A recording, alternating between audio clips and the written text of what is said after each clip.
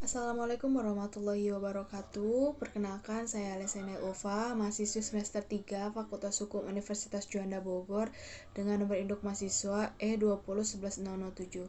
Kali ini saya akan mereview kembali mata kuliah pertemuan ke-7 Hukum Pidana yang diampu oleh Profesor Dr. Hajah Hini Nuraini SHMH dan asisten dosen Dr. M. Rendi Aridayani SHMH. Dalam pertemuan ini membahas mengenai bab 6 yakni kesalahan atau pertanggungjawaban pidana, kemudian bab 7 tentang alasan penghapusan pidana. Pengertian kesalahan merupakan unsur subjektif dari tindak pidana.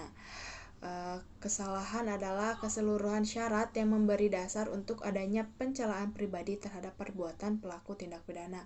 Dalam arti sempit, yang kesalahan sama dengan kealpaan.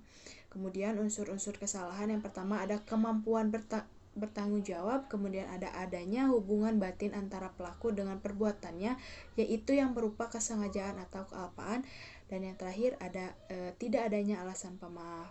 Kemudian pengertian dari kesengajaan sendiri itu dalam KUHP tidak ada definisi tentang kesengajaan, tetapi dalam MVT kesengajaan diartikan dengan menghendaki dan mengetahui. Jadi dikatakan sengaja apabila pelaku menghendaki apa yang dilakukannya dan mengetahui perbuatan yang akan dilakukannya, yaitu yang pertama, atas dasar itu pelaku mempunyai kehendak untuk mewujudkan unsur-unsur dalam rumusan undang-undang. Kemudian selain itu pelaku juga menghendaki akan akibat yang timbul, atau pelaku juga sudah dapat membayangkan akan akibat yang nantinya timbul.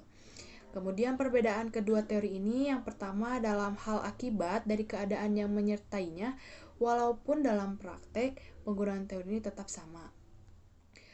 Kemudian ada corak atau bentuk kesengajaan, yakni kesengajaan dengan maksud atau bertujuan untuk mencapai tujuan dengan sengaja, dengan sadar, kepastian atau keharusan. Kemudian kesengajaan dengan sadar, kemungkinan atau bersyarat. Kemudian ada sifat kesengajaan. Yang pertama ada kesengajaan berwarna, dan yang kedua ada kesengajaan tidak berwarna. Dan memasuki pembahasan pembagian jenis-jenis kesengajaan, yang pertama ada dolus determinatus, yaitu kesengajaan tertentu yang ditujukan pada objek tertentu.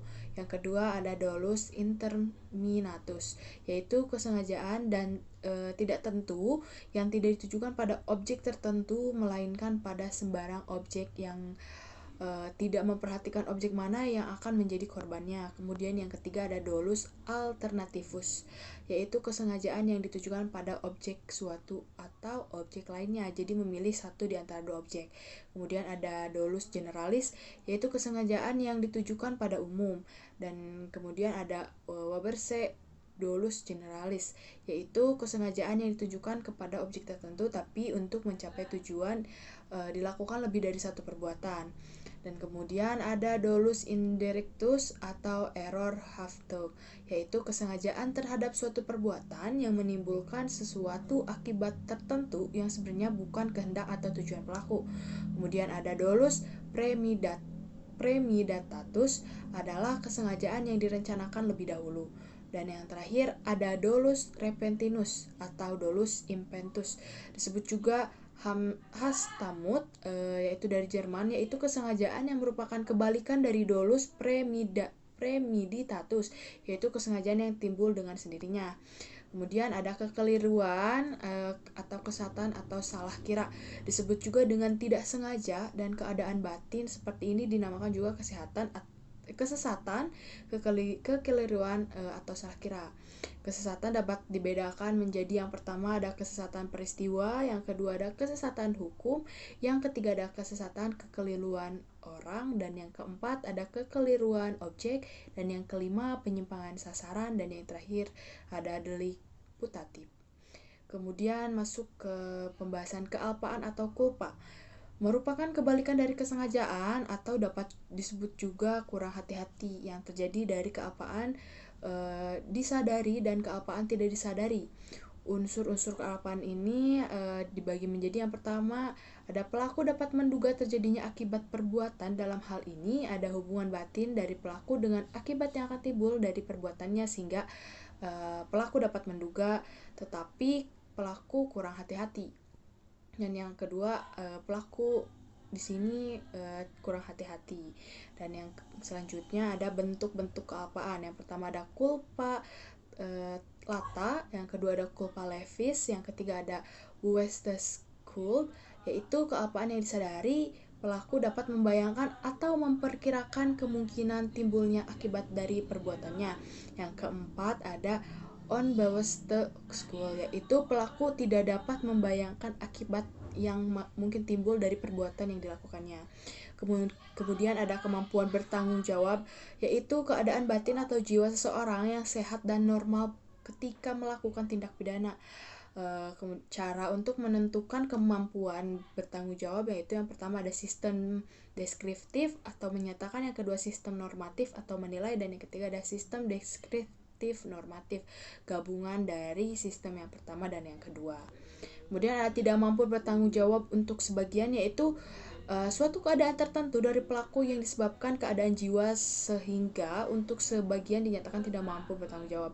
Kemudian kita memasuki bab 7 yaitu alasan penghapusan pidana.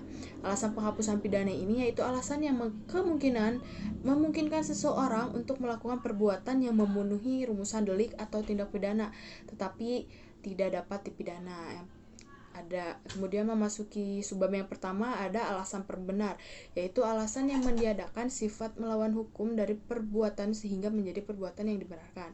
Kemudian ada alasan pemaaf, yaitu alasan yang meniadakan kesalahan pelaku tindak pidana sehingga pelaku yang melakukan perbuatan yang bersifat melawan hukum tidak dipidana karena tidak ada kesalahan.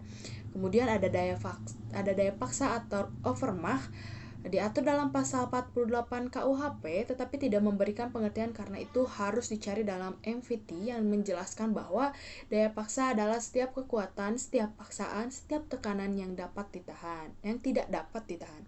Kemudian ada bela paksa atau nudwehr. Bela paksa atau nudwehr ini diatur dalam pasal 49 ayat 1 KUHP yang disebut alasan penghapusan atau peniadaan pidana. Kemudian melaksanakan ketentuan undang-undang, dan yang terakhir melaksanakan perintah jabatan. Sekian yang dapat saya sampaikan. Mohon maaf apabila ada kesalahan. Wassalamualaikum warahmatullahi wabarakatuh.